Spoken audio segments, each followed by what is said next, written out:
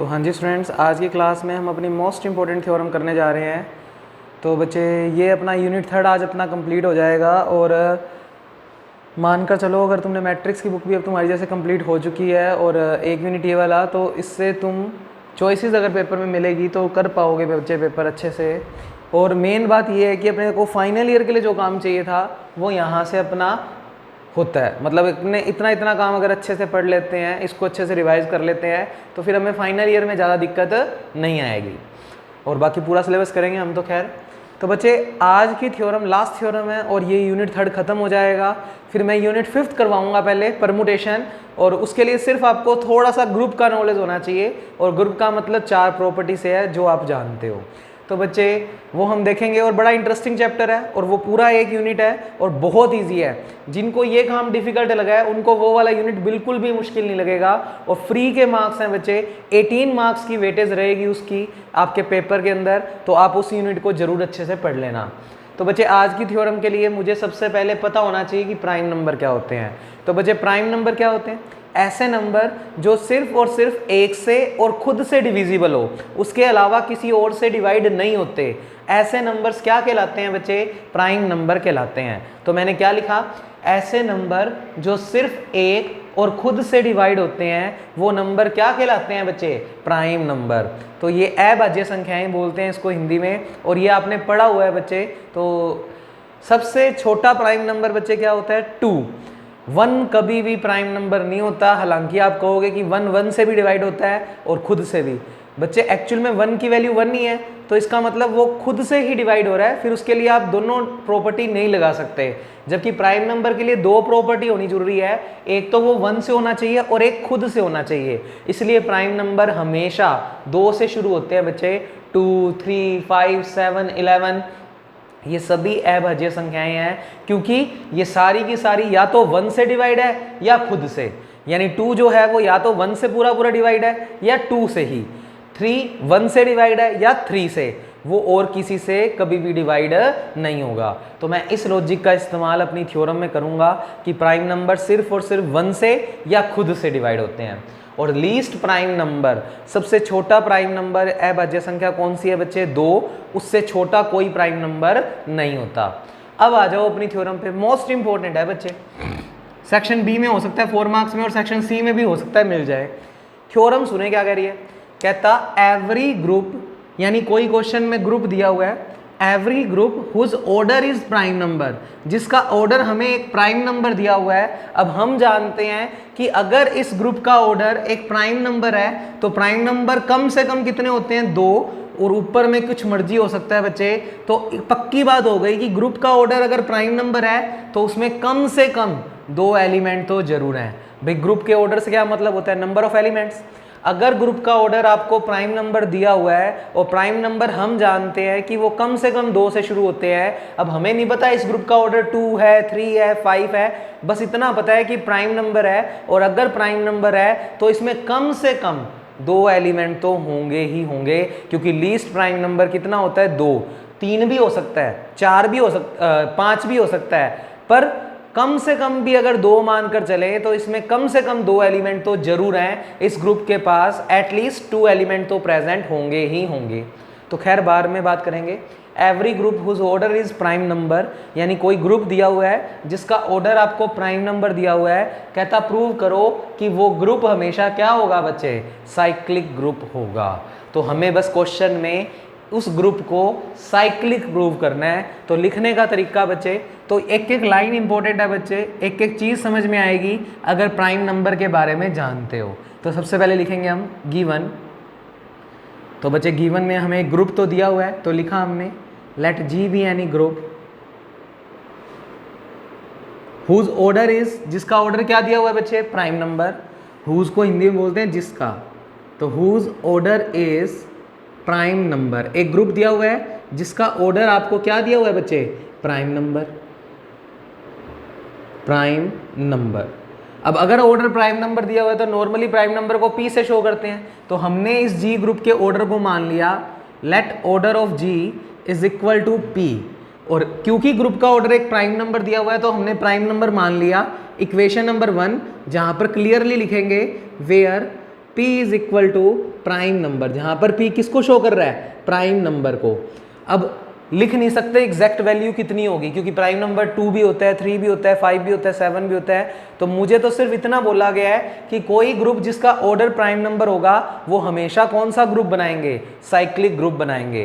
तो मैंने अपने ग्रुप का ऑर्डर एक P मान लिया, जहां पर P किसको डिनोट कर रहा है, प्राइम नंबर। हो सकता है P की वैल्यू 2 हो सकता है 3 हो सकता है 5 हो, कुछ भी हो सकती है, तो P मान लिया, बस P है प्राइम नंबर, ये हमें गिवन है। टू प्रूव, सिद्ध क्या करना है, तो सिद्ध करने में ये लाइन लिख दो, एवरी ग्रुप। तो बच्चे आज ये यूनिट डन। कल हम बड़ा इंटरेस्टिंग चैप्टर करेंगे और बहुत इजी है बच्चे, यूनिट नंबर 5 तो देखेंगे वो, whose order is prime number is cyclic.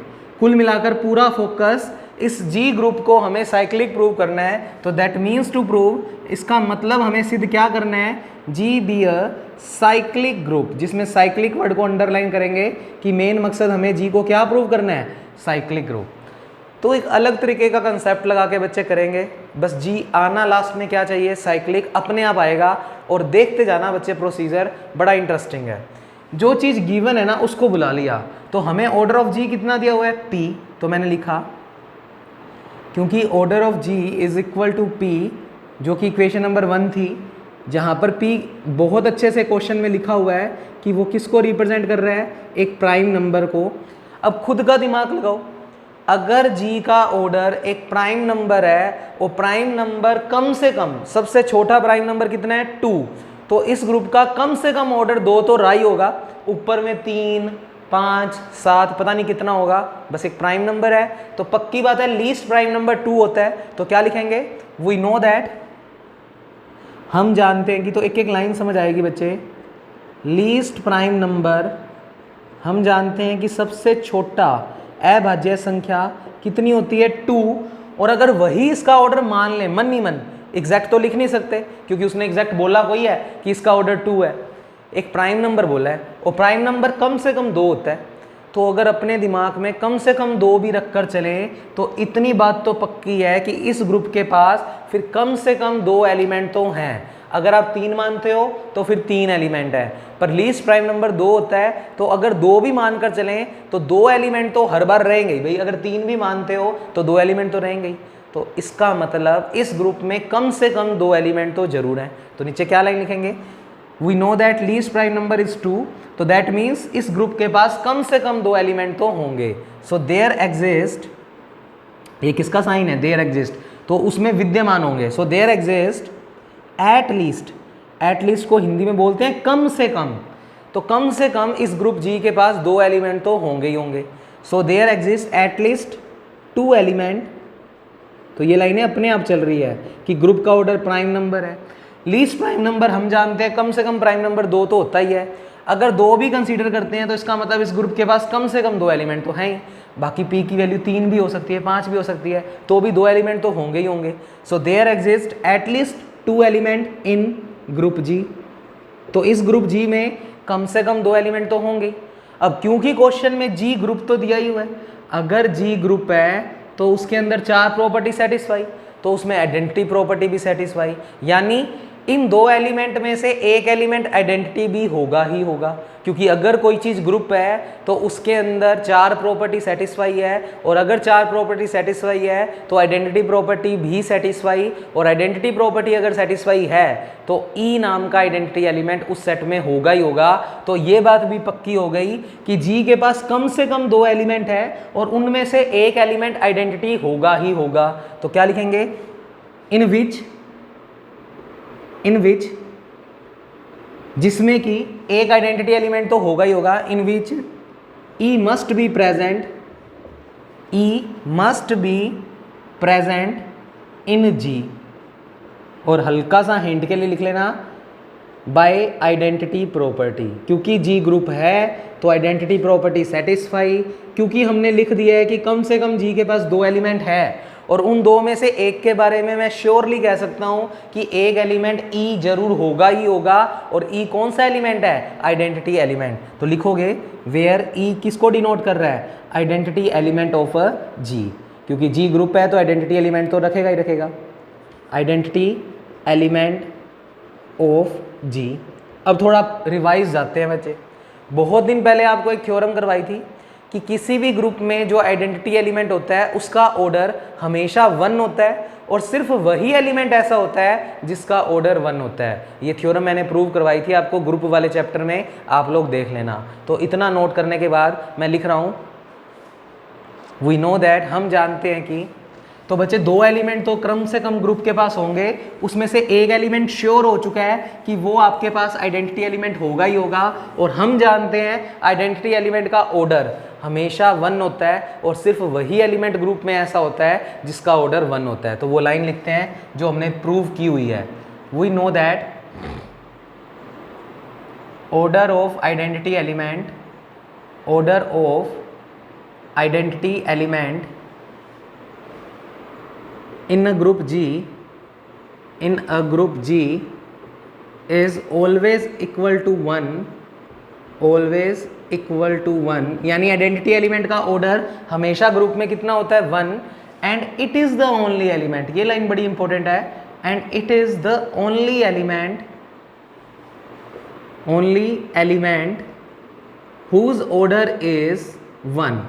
और सिर्फ आइडेंटिटी एलिमेंट ही ग्रुप में ऐसा एलिमेंट होता है जिसका ऑर्डर 1 होता है। बाकी जितने भी एलिमेंट उस ग्रुप में होते हैं उनका ऑर्डर 1 से ज़्यादा ही होता है, 1 कभी भी नहीं होता, सिर्फ आइडेंटिटी का 1 होता है।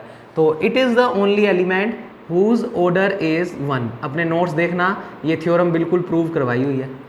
और अगर इसको मैथमेटिकल टर्म्स में लिखूँ तो इसका मतलब क्या हो चुका है कि ये जो ई एलिमेंट है उसका ऑर्डर पक्की बात है कितना होगा 1, और सिर्फ यही एक ऐसा एलिमेंट होगा जिसका ऑर्डर 1 होगा।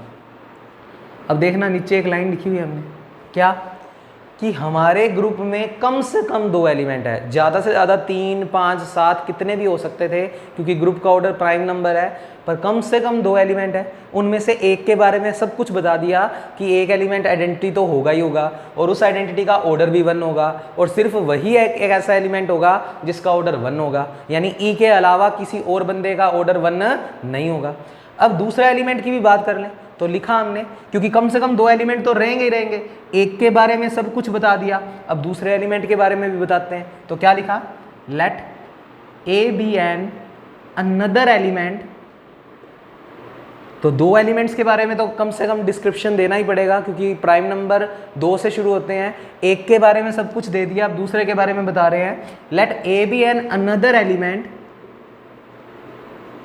ऑफ ग्रुप जी, इस ग्रुप जी का ए नाम से एक अनदर एलिमेंट ले लिया, सच दैट, इस प्रकार, क्योंकि एक अलग एलिमेंट बोल रहे हैं तो इसका मतलब ए जो है वो ई एलिमेंट के बराबर नहीं है। भाई अगर बराबर ही हो गया फिर तो हम उसी ई की बात कर रहे हैं, और हमें तो पता है कि ग्रुप में कम से कम 2 एलिमेंट तो हैं ही, तो एक के बारे में बता दिया, तो अब दूसरा एलिमेंट कोई भी ए है जो ई से हटकर है, यानी ए और ई बराबर नहीं है। और बच्चे क्यों की लाइन लिख चुके हैं कि सिर्फ आइडेंटिटी एलिमेंट ही ऐसा एलिमेंट है जिसका ऑर्डर 1 होता है। तो ए अगर ई से डिफरेंट है तो ए का ऑर्डर 1 से तो ज़्यादा ही होगा, क्योंकि हम क्लियरली लिख चुके हैं कि सिर्फ आइडेंटिटी एलिमेंट ही ऐसा होता है जिसका ऑर्डर 1 होता है, और अगर ए एलिमेंट आइडेंटिटी से हटकर है तो फिर उसका ऑर्डर 1 तो नहीं होगा, 1 से ज़्यादा कुछ भी हो सकता है, 2, 3, 4, हमें नहीं पता कितना होगा, पर यह बात पक्की है कि इस ए एलिमेंट का ऑर्डर 1 तो नहीं होगा, क्योंकि 1 तो सिर्फ और सिर्फ आइडेंटिटी एलिमेंट का ऑर्डर होता है, ये हमने प्रूव किया हुआ है। तो इसके बाद लिखेंगे, अब ये बात श्योर है कि इसका ऑर्डर 1 तो नहीं होगा, तो क्या लिखेंगे, ऑर्डर ऑफ ए, पक्की बात है 1 नहीं होगा, क्योंकि सिर्फ आइडेंटिटी एलिमेंट का ऑर्डर 1 होता है, क्योंकि लिखेंगे क्योंकि सिर्फ आइडेंटिटी एलिमेंट ही ऐसा होता है in group G whose order is 1, whose order is 1, क्योंकि सिर्फ आइडेंटिटी एलिमेंट ही ऐसा होता है जिसका ऑर्डर कितना होता है 1, और ए ई से हटकर है तो इसका ऑर्डर 1 भी नहीं होगा। अब 1 नहीं होगा तो कुछ ना कुछ तो होगा, कुछ ना कुछ में हमने कुछ भी मान लिया, तो लिख दिया हमने लेट, ये हमने मानना है कि ए का ऑर्डर कुछ ना कुछ तो होगा।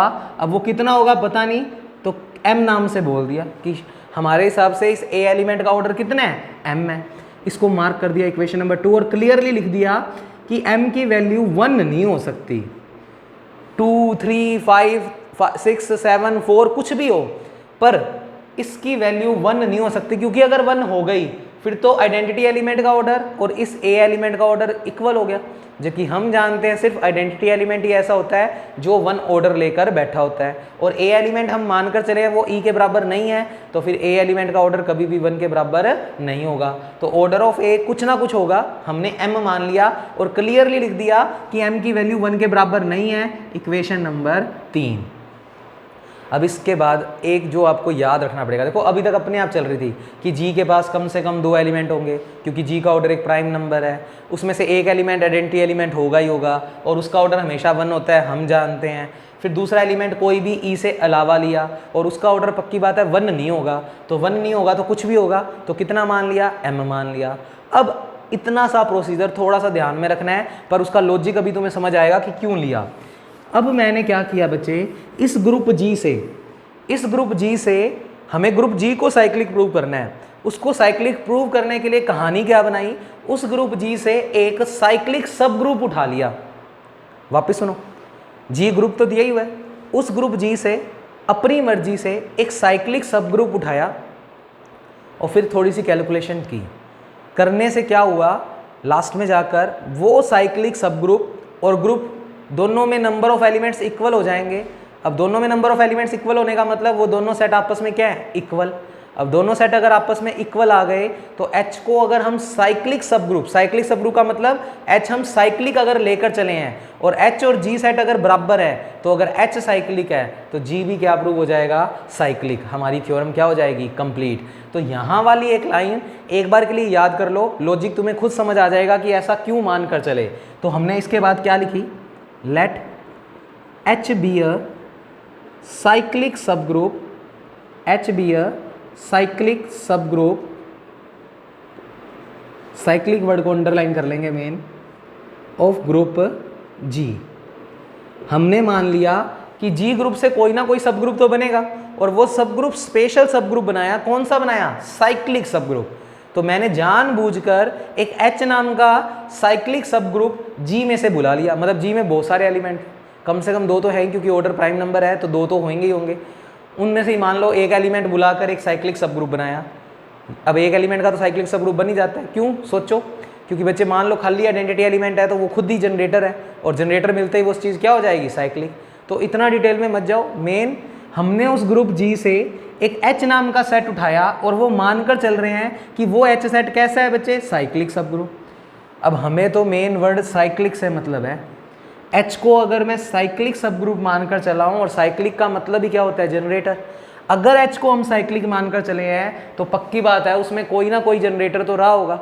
अब हमने जनरेटर किस एलिमेंट को ही मान लिया, इस A को, जो E से हटकर था उसी को हमने क्या मान लिया बच्चे, जनरेटर। तो बच्चे मैंने लिखा, क्या लिखा मैंने इसके बाद, क्योंकि H साइक्लिक है, तो बड़ी इंपॉर्टेंट लाइन है, क्योंकि H इज साइक्लिक, क्योंकि हम H को साइक्लिक लेकर चले हैं, H इज साइक्लिक सब ग्रुप ऑफ G, तो पक्की बात है इसमें कोई ना कोई जनरेटर तो होगा। So there exist must a generator, must या सीधा लिखो, so there exist a generator, तो उसमें एक जनरेटर एग्जिस्ट करेगा ही करेगा, और हमने मान लिया let a be the generator of group G, H a be the generator of cyclic subgroup H। तो इस साइक्लिक सब ग्रुप के अंदर कोई ना कोई जनरेटर तो होगा, तो हमने इसी A को इसका क्या मान लिया बच्चे, जनरेटर मान लिया। तो मैंने क्या लिखा, let a be the generator of cyclic subgroup H। अब जनरेटर अगर मान लिया तो जनरेटर को बड़े ब्रैकेट में लिखते हैं, और किसका जनरेटर माना है बच्चे हमने, H का। तो क्या मतलब हुआ इसका, दैट मीन्स H का जो जनरेटर है वो कौन है, A। और बच्चे कल परसों ही तुम्हें एक थ्योरम करवाई थी, थ्योरम क्या करवाई थी बच्चे, कि जो जनरेटर तुम्हें नोट्स लगवाए थे, जो जनरेटर का ऑर्डर होता है वही उसके ग्रुप का ऑर्डर होता है। और H भले ही सब ग्रुप है तो खुद ग्रुप भी है, और अगर हम A को जनरेटर मानकर चले हैं इस साइक्लिक सब ग्रुप का, तो जो ऑर्डर ए का होगा वही ऑर्डर एच का होगा। मैंने आपको एग्जांपल्स भी प्रूव करवाए थे कि जो ऑर्डर जनरेटर का होता है वही ऑर्डर उस ग्रुप का होता है। तो ए इस एच के लिए, एच सब ग्रुप भी तो है, सब ग्रुप का मतलब इटसेल्फ अ ग्रुप। तो बच्चे अगर ए हम जनरेटर मानकर चले हैं एच का, तो जो ऑर्डर ए का यानी जनरेटर का होगा वही ऑर्डर एच का होगा। तो लाइनें लिखते हैं। तो इतना काम नोट करने के बाद आप लिखोगे और याद रखना ऑर्डर ऑफ ए कितना माना हुआ है एम, जहां पर एम की वैल्यू 1 के बराबर नहीं है, यानी इक्वेशन 2 और 3 याद रखना, ठीक है। इसके बाद लाइनें लिख रहा हूं। वी नो दैट, हम जानते हैं कि ऑर्डर ऑफ जनरेटर, ये कल परसों भी लगवाया था note, order of generator equal to order of group. अब हमारे लिए ग्रुप का काम कौन कर रहा है? एच। एच सब ग्रुप के साथ ग्रुप भी है और उसका जनरेटर ए को माना हुआ है। तो इस लाइन का मतलब हम यूज कर रहे हैं ऑर्डर ऑफ ए, पक्की बात है किसके बराबर होगा? Order of H. फिर यहाँ पर इक्वेशन 2 का यूज कर लेते हैं। ऑर्डर ऑफ ए कितना है? एम, तो इसकी वैल्यू एम रखेंगे तो ऑर्डर ऑफ एच भी कितना आएगा? एम। तो इसके बाद लिखेंगे हम यूजिंग 2, समीकरण 2 का यूज करने पर, तो बच्चे ऑर्डर ऑफ ए जिसकी वैल्यू कितनी है? एम, और ऑर्डर ऑफ ए किसके बराबर है? Order of H. तो बच्चे एच के अंदर भी कितने एलिमेंट हो गए? एम एलिमेंट्स हो गए। तो कल वाला नोट लगाया कि ऑर्डर ऑफ जनरेटर और ऑर्डर ऑफ ग्रुप इक्वल होते हैं, और हमारे लिए अब ग्रुप का काम एच कर रहा है इस जनरेटर के हिसाब से, क्योंकि ए जनरेटर किसका है? एच का। तो बच्चे ए का यानी जनरेटर का ऑर्डर और ग्रुप का ऑर्डर क्या होंगे? इक्वल। तो ऑर्डर ऑफ ए और ऑर्डर ऑफ एच क्या होंगे? इक्वल।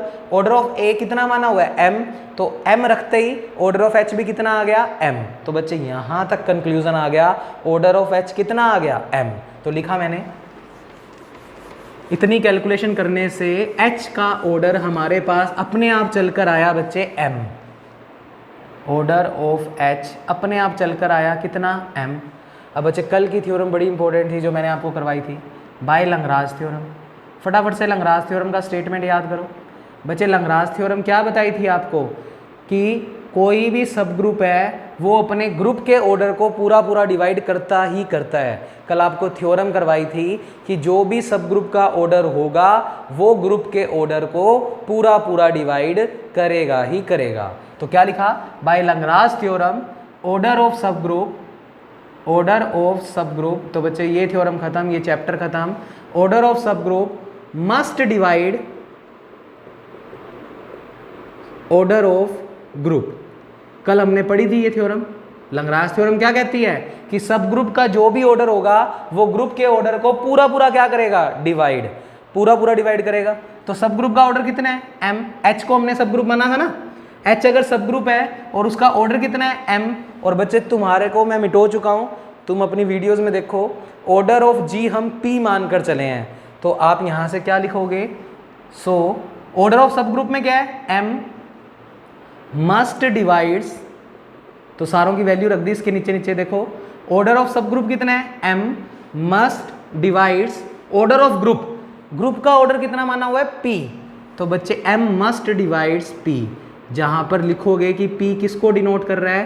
Prime number. और तुम्हारे लिए हिंट के तौर पे लिख देता हूं कि ऑर्डर ऑफ एच यानी सब ग्रुप का ऑर्डर तो हमारे पास एम है, और आपने ग्रुप का ऑर्डर कितना माना हुआ था बच्चे? पी। और इसको शब्दों में मैंने लिखा, ऑर्डर ऑफ सब ग्रुप का मतलब एम मस्ट डिवाइड, एम पक्की बात है डिवाइड करेगा किसको? ऑर्डर ऑफ ग्रुप को। ऑर्डर ऑफ ग्रुप कितना है इस क्वेश्चन में? पी।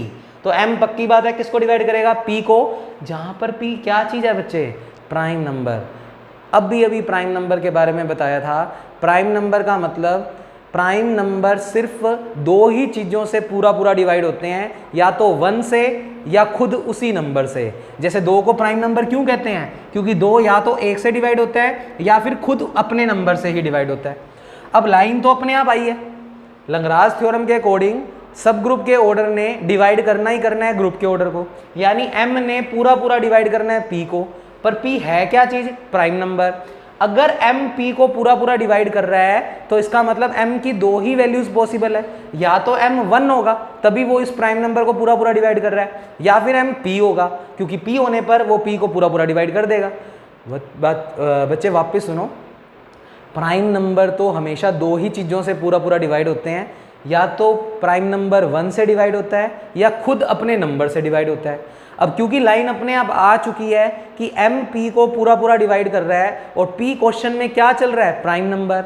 अगर m को पूरा पूरा डिवाइड करना है p को और p एक प्राइम नंबर है तो फिर m की दो ही वैल्यूज पॉसिबल है, या तो m 1 होगा या m ये खुद प्राइम नंबर होगा, तभी ये इसको पूरा पूरा क्या करेगा, डिवाइड। तो यहां से क्या रिजल्ट लिख पाओगे, आइदर या तो m की वैल्यू कितनी होगी 1 तभी ये p को पूरा पूरा डिवाइड करेगा, या फिर m की वैल्यू p के बराबर होगी, क्योंकि प्राइम नंबर तो या तो 1 से डिवाइड होते हैं या खुद से डिवाइड होते हैं। क्योंकि लाइन अपने आप आई है कि m पूरा पूरा p को डिवाइड कर रहा है तो m की वैल्यू या तो 1 रहेगी या p रहेगी। अब m 1 तो हो नहीं सकता, क्यों, इक्वेशन नंबर 3 देखो, तो यहां पर क्या लिखेंगे, फ्रॉम इक्वेशन थर्ड m तो 1 के बराबर नहीं हो सकता, ये चीज़ को ब्रैकेट में क्या लिख दोगे, इम्पॉसिबल, ये चीज़ तो पॉसिबल नहीं है। हम लिख चुके हैं कि m की वैल्यू 1 के बराबर नहीं है, तो m बराबर 1 तो नहीं हो सकता, तो फिर यही बचेगा, क्योंकि m p को डिवाइड कर रहा है तो फिर m को या तो 1 होना होगा या p होना पड़ेगा। 1 होने से ये मना कर गया क्योंकि वो अपने पास रिजल्ट आ रखा है, तो इसका मतलब m को फिर क्या ही होना पड़ेगा, p। तो फिर यहाँ से क्या लिखेंगे, so m is equal to p। तो फिर सिर्फ एक ही पॉसिबिलिटी बढ़ती है कि m किसके बराबर हो, p के। अब m किसका ऑर्डर था, ऑर्डर ऑफ h का, तो इसके नीचे तो लिख दिया ऑर्डर ऑफ h। और बच्चे p किसका ऑर्डर था, ऑर्डर ऑफ g का, तो p के नीचे लिख दिया ऑर्डर ऑफ g। अगर h का ऑर्डर और g का ऑर्डर सेम है, इसका मतलब इसमें नंबर ऑफ एलिमेंट्स भी सेम है, क्योंकि बच्चे h हम एक साइक्लिक सब ग्रुप लेकर चले थे g का, तो दैट मीन्स इन दोनों के अगर ऑर्डर सेम आ गए तो इनमें नंबर ऑफ एलिमेंट्स भी इक्वल है। तो यहां से क्या लिख सकते हो, नंबर ऑफ एलिमेंट्स, नो नहीं है इसका मतलब नंबर है, number of elements in h is equal to number of elements in g। और अगर दोनों में नंबर ऑफ एलिमेंट्स इक्वल है, इसका मतलब ये दोनों बराबर सेट हैं, that means h equal to g। अब क्वेश्चन में h को मैंने आपको अंडरलाइन करवाया था, h को हम साइक्लिक सब ग्रुप लेकर चले थे। अगर ये साइक्लिक है, LHS साइक्लिक है, तो RHS भी क्या हो गई, साइक्लिक। तो नीचे लाइनें क्या लिखेंगे, क्योंकि h इज साइक्लिक, क्योंकि क्वेश्चन में हम h को तो मानकर चले थे इज अ साइक्लिक सब group of g, main word cyclic, h cyclic था, अगर h साइक्लिक, LHS साइक्लिक, तो RHS भी cyclic, so g is also a cyclic group. तो g भी प्रूव हो गया कि वो कैसा ग्रुप है बच्चे, साइक्लिक ग्रुप। और यही हमें प्रूव करना था, तो नीचे लाइन क्या मिल गई, every group, that means every group whose order is prime number, whose order is prime number is cyclic। तो कोई भी ग्रुप जिसका ऑर्डर एक प्राइम नंबर होगा वो हमेशा क्या होगा, साइक्लिक होगा ही होगा। ये यूनिट कंप्लीट बच्चे, कल से वीडियोस आएंगी परमुटेशन की, बड़ा इजी चैप्टर है, जिनको ग्रुप थ्योरी मुश्किल लग रही है उनके लिए वो बड़ा इजी टास्क रहेगा बच्चे, तो वो कल हम देखेंगे बच्चे। तो कल मिलते हैं बच्चे नए यूनिट के साथ। Thank you class.